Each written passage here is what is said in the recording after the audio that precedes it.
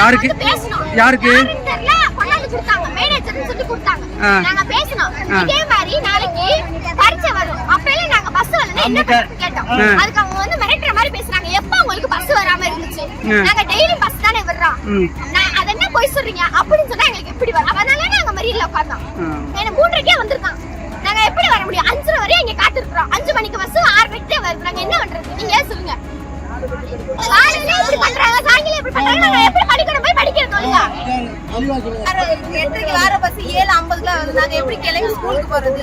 அதே மாதிரி 4 மணிக்கு வர பஸ் அதுக்கு 3:30க்கு வந்துடுறாங்க. எப்படி நாங்க ஸ்கூல் விட்டு வர 6 மணிக்கு காத்துக்கிறோம். 5:30க்கு வர பஸ் அதெல்லாம் எப்படி சரி பண்றது?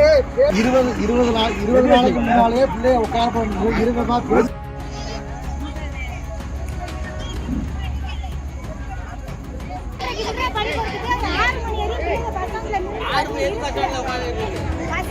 ஐயா வணக்கம்.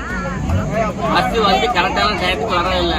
திருப்பத்தூர்ல இருந்து சிங்கம்னேரிக்கு போறதுக்கு பிள்ளைய பூராமே அவதிப்படுது. கரெக்டான டயத்துக்கு போறதில்லை, வர்றதும் இல்லை. இங்க இருந்து போறதுக்கு பிள்ளைய வியாழக்கிழமை ஆச்சுன்னா விட்டுட்டு போயிடுறாங்க. இப்போ பெற்றவங்களே கூட்டி கொண்டே சிங்கம்னேரி ஸ்கூல்ல விடுறாங்க. அதே மாதிரி ஸ்கூலுக்கு விட்டு வர்றதுக்கு பஸ்ஸும் வந்துடுது. 4 மணிக்கு 3:30 மணிக்கு இங்கே வந்துடுது பஸ். ஸ்கூல் வருது 4:10க்கு. கொஞ்சம் லேட் பண்ணி அந்த பிள்ளைகளை கூட்டு வர்ற அளவுக்கு கொஞ்சம் ஒத்துழைப்பு கொடுங்க.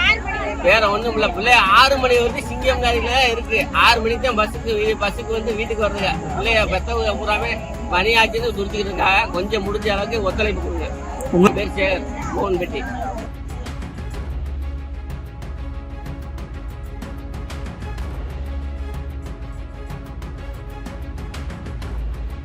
சொல்லி நம்ம ஒரு புகார் கொடுத்துருக்கலாம். நீங்க சின்ன பிள்ளைங்க, ஸ்கூல் படிக்கிற குழந்தைங்க டக்குனு ஒரு விஷயத்த வந்து நீங்களாம் முடிவு எடுக்கக்கூடாது. இல்லை அது தவறு தான். இருந்தாலும் உங்களுக்கு லேட்டாக வர்றது வந்து இது பண்ணிக்க முடியாது. அவங்களுக்கு கஷ்டம் தான். அதை வந்து நாங்கள் இப்போ பேசி என்னவோ கரெக்டாக வர்றதுக்கான எல்லா ஏற்பாடும் பண்ணி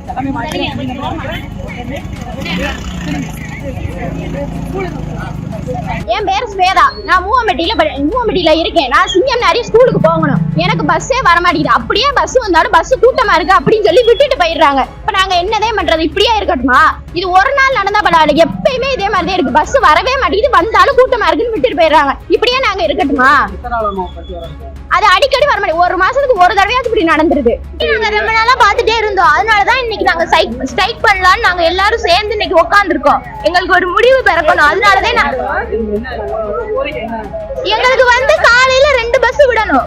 எங்களுக்கு கூட்டமா இருக்கனால எங்களை ஏத்திக்கிட்டு போக மாட்டேங்கிறாங்க. அதனால எங்க படிப்பு கெடுது. என் பேர் சுபாசினி. நான் மூவம்பட்டியில இருக்கிறேன். பஸ் நிப்பாட்ட மாட்டேங்கிறாங்க.